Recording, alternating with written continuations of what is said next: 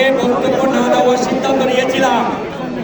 পরে বললাম যে আমাকে দুই একটা কথা বলতে হবে, কারণ এই মাসুদ ছিল আমার ভাই, এই পরিবার ছিল আমার পরিবার। আমি চেষ্টা করেছি এই পরিবারের সাথে থাকার জন্য, আমি চেষ্টা করেছি এই মাসুদের সাথে থাকার জন্য।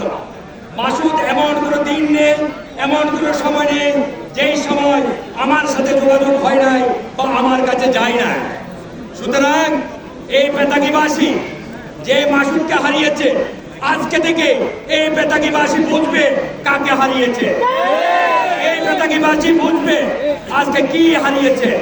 এই রাঙ্গুনিয়াবাসী বুঝবে এই মাসুদ চৌধুরী আজকে চলে যাওয়া মানে রাঙ্গুনিয়াতে কি চলে গেছে সেটা আগামীকাল থেকে আপনারা বুঝবে। চৌধুরী পরিবার বুঝবে চৌধুরী পরিবার কি হারিয়েছে। চৌধুরী পরিবারের একটা ডান হাত ছিল, যিনি কখনো জন্মলগ্ন থেকে আজ পর্যন্ত চৌধুরী পরিবারের সাথে কখনো বেইমানি করে না। আমরা দুই একটা কথা বলার জন্য সামনে দাঁড়িয়েছি। আমি বিশেষ করে রাউজান থানার ভারপ্রাপ্ত কর্মকর্তার দৃষ্টি আকর্ষণ করছি, অ্যাডিশনাল এসপির দৃষ্টি আকর্ষণ করছি, এসপি মহোদয়ের দৃষ্টি আকর্ষণ করছি, ডিআইজি মহোদয়ের দৃষ্টি আকর্ষণ করছি, আইজি মহোদয়ের দৃষ্টি আকর্ষণ করছি। সুতরাং রাষ্ট্র চাইলে সন্ত্রাসী 24 ঘন্টার মধ্যে গ্রেফতার করতে পারে।